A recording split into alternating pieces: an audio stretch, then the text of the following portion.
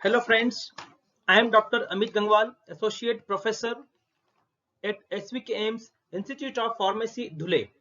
In this video, we will talk about how researchers have developed a beautiful machine learning based predictive model to analyze or to check different compounds whether they can be investigated for treatment of Ebola virus infection. So let's start how researchers have very beautifully summarized this paper. So I have taken this paper as such and I will explain how they have proceeded for this development of predictor based on machine learning model. So you can find this paper on the journal website Molecular Diversity. The title is Anti-Ebola, an initiative to predict Ebola virus inhibitors through machine learning. Akansha Rajput and Manoj Kumar are the authors for this paper. So I'm thankful to these authors and this website. I have taken this paper and infographics, I mean illustrative images from this paper. Thank you very much. So we proceed. So this is summary of the entire paper. They have taken anti-Ebola chemicals from some database. Then they have extracted a lot many features or descriptor. Then they have further reduced number of features which were very essential for those molecules to be effective against Ebola infection. That is selection of relevant top 50 features. Point C. Then you see here implementation of various basic machine learning model and implementation of artificial neural network type of model, and finally they have done chemical analysis whether they can be effective or not, and then they have launched this anti-Ebola web server free of cost for various researchers and other people to check different compounds for their effect against Ebola virus infection. So now we will talk about in detail. So the researchers have developed a machine learning based predictive model for QSAR regression type of analysis. So from Ebola virus inhibitor database, they have isolated 868 compounds. All these compounds were experimentally validated against against Ebola virus. Then the purpose is to develop a regression based model. Now they have filtered this 868 drug molecule, drug like molecule to 305. They filtered from 868 to 305. On what basis? They have filtered this compound based on various criteria. For example, SA value, that is IC50 or EC50 value, there should be unique values. Then SMILES, that is simplified molecular input line into system. They have taken only chemically valid SMILES, and into a certain length of the SMILE they have taken the compounds. So now out of 868 inhibitors, now they have only 305 unique inhibitors. Now they have converted this 305 unique inhibitors into machine readable format, that is 3D SDF files they have converted. And now after converting all these, so from these they have taken total 868 inhibitors from this repository. Then they filter to 305 based on some criteria like SMILES, then assay value and other features. Now they have converted those 305 molecules into 3D SDF file, and then they converted these inhibitors into three groups: training group, testing group, and independent validation data set. So they have calculated now features. So first of all, we have filtered the inhibitors. We have made three groups: a training data set, testing, and independent validation data set. And then using some software, for example in this paper they have used Pedal software to calculate 1D, 2D and 3D molecular descriptor as well as fingerprints. So we all know if we don't have input value with features or descriptors, we cannot train machine learning model.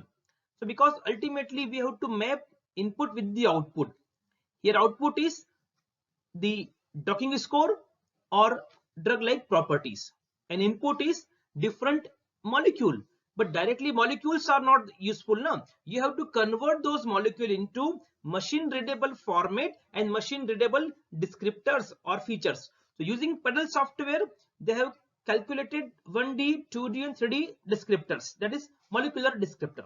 So total 17,968 molecular descriptors were calculated using this software. But all these descriptors were not that much effective.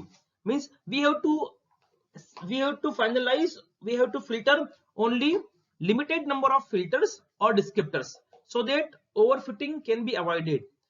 Otherwise it will lead problem while testing and while deploying the machine learning model for other data set which have not been seen by the model during training, testing or validation. So using some criterias, using support vector regression analysis, only 50 most useful signature features were finalized out of 17,968 features. You can see this. You can see this. These are total features, and we have reduced to only top 50 features based on various parameters through scikit module. We all know scikit-learn is a machine learning library to implement for your dataset. Now, after this, they have converted all the data sets into 10-fold cross validation.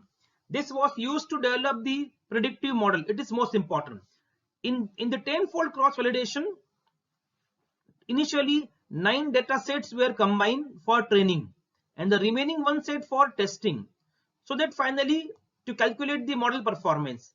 In the similar way, all the sets will get a chance to become the testing set one time. However, the average performance of all the testing sets represent the overall performance of the model. So what they have done, after converting all the testing and training data set into 10 groups, they made 9 plus 1, that is 9 set for training and 1 for testing. In second time, they have changed one training set now become testing set, and remaining all will become training. Likewise, they have done it all 10 times. So all the rotation is there, but for calculation of performance measurement, only the average of testing sets were taken. After this step, what they have done, they have gone for 3 type of machine learning model, that is support vector machine, random forest and artificial neural network. So what was the first step? To select the inhibitors, to further filter the inhibitors based on some criteria, then to divide dataset into 3 categories: training, testing and external validation. Then during external validation, that is cross validation, they have given equal chance to all the groups so that in a robust manner machine learning model can be trained and tested. But for after that, they have used the data to make algorithms for 3 type of machine learning predictive models, because we are, after training and testing, we are predicting the output of the model, that is what about this molecule, whether this particular molecule is active or not. So for this, 3 machine learning models were used: support vector machine, random forest and artificial neural network. So support vector machine is a supervised machine learning method. We already have seen there are 2 types of machine learning approaches: supervised and unsupervised. In supervised learning, we have input data with label also. Means we know the meaning of those features and inputs, that is their output or y value, that is dependent variable value we know. So support vector machine is a supervised machine learning model which is used for both regression and classification based problems. Support vector machine constructs a set of hyperplane which can be used to detect the regression classification task. It is very effective for high dimensional spaces. Now, if we talk about random forest, so it is an ensemble type of machine learning model because it takes output of various individual decision trees, another model, before giving the average. When we are not confident or sure about performance of single machine learning model, in that case we have to go for ensemble machine learning technique, that is group of algorithms or model before jumping to the conclusion. Now, third one is artificial neural network. The functioning of this type of models, which comes under the category of deep learning or simply neural network, there is different nodes or neurons. Each node is connected to all the nodes of next layer, either in hidden layer or in output layer. So the neural network consists of input layer, output layer, and hidden layer. Hidden layer are used to transform the input to the reasonable output after lot many inherent calculations to gauge or to identify the hidden pattern in a non-collinear manner. So after this machine learning training and testing, the last step is to test to check the performance. So for performance analysis or to measure or to evaluate the output of machine learning model, they have used total three type of statistical parameters. Number one was Pearson correlation coefficient, that is PCC, mean absolute error MAE, and root mean absolute error RMSE. So you need not worry about all this. Your softwares, scikit-learn or other machine learning, deep learning libraries will automatically do this calculation for you, along with making some graph also through Seaborn or Matplotlib. So they have done all these things and they got the result. So after making this model, they have tested the model with some very unknown strange type of data. Unknown or strange means they have not used those data to train the model, to test the model, and to validate the model. So after doing all this thing in a robust manner to confirm the output of the model, they have tested the finalized model on other market available commercial product, and they got true result that okay, this particular molecule is effective against Ebola. So they have checked using commercially available or putative type of anti-Ebola molecules. And finally, after testing it, this particular predictive type of machine learning model to identify or to predict the property of compounds against Ebola virus, they have made a web server which is freely available on website. It contains the predictor where the input query can be provided in the form of a SDF. If you have some molecule, you convert the molecule into SDF, it will be called query molecule, and you test the molecule through model through web server, and it will give the output, okay, whether this compound is active or not in the tabular form, along with Ismail's and its IC50 value as well.